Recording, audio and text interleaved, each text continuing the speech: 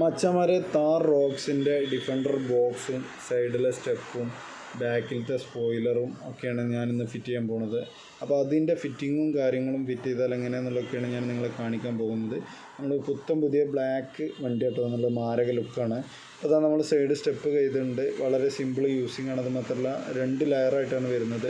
അതിന് നമുക്ക് ഒരു ചാവിയും അവൈലബിൾ ആണ്. അത് ഓപ്പൺ ആക്കി കഴിഞ്ഞാൽ നമുക്ക് ഈ സ്റ്റെയർ കേസിൻ്റെ സ്റ്റെപ്പ് പൊക്കാൻ കഴിയുള്ളൂ. അതേപോലെ തന്നെയാണ് ബോക്സും വരുന്നത്.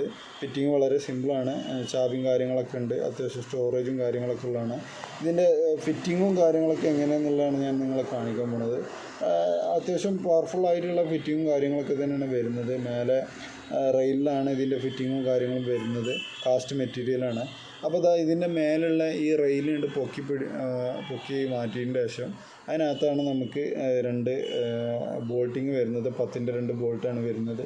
ഈ റെയിൽ ബാക്ക് വശത്തു നിന്ന് ഇതേപോലെ നമ്മൾ സ്ക്രൂസർ വെച്ചിട്ട് പൊക്കി കഴിഞ്ഞാൽ നമുക്ക് അതിൻ്റെ ക്ലിപ്പും കാര്യങ്ങളൊക്കെ കാണാൻ കഴിയും.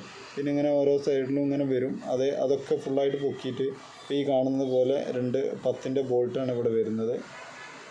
ഈ വൈറ്റ് ക്ലിപ്പാണ് ഇതിൻ്റെ ലോക്കിംഗ് സിസ്റ്റം വരുന്നത്. അതാണ് താഴെ ഒരു നീഡിലായിട്ട് നിൽക്കുക.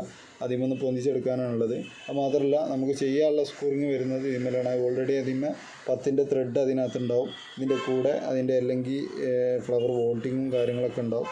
2 സൈഡും ഒരേപോലെയാണ്. അത് മാത്രമല്ല ബോഡിയിൽ താഴെ വരുന്നത് നമ്മൾ നല്ല ഹെവി 3Mൻ്റെ സ്റ്റിക്കർ ഇട്ട് ഒട്ടിക്കലാണ്. അതൊരു സേഫ്റ്റി മാത്രമാണ് വരുന്നത്. അതേപോലെ തന്നെയാണ് ഗ്ലോ ബോക്സിൻ്റെ ഫിറ്റിങ്ങും വരുന്നത്. എന്നിട്ട് ഇത് ഫിറ്റ് ചെയ്ത് കഴിഞ്ഞതിന് ശേഷം നമ്മൾ ആ മേലെ വരുന്ന റെയിൽ ഫുള്ളായിട്ടുണ്ട് പ്രസ് ചെയ്ത് കഴിഞ്ഞാൽ ഇത് കറക്റ്റ് ഫിറ്റിംഗ് ആവും.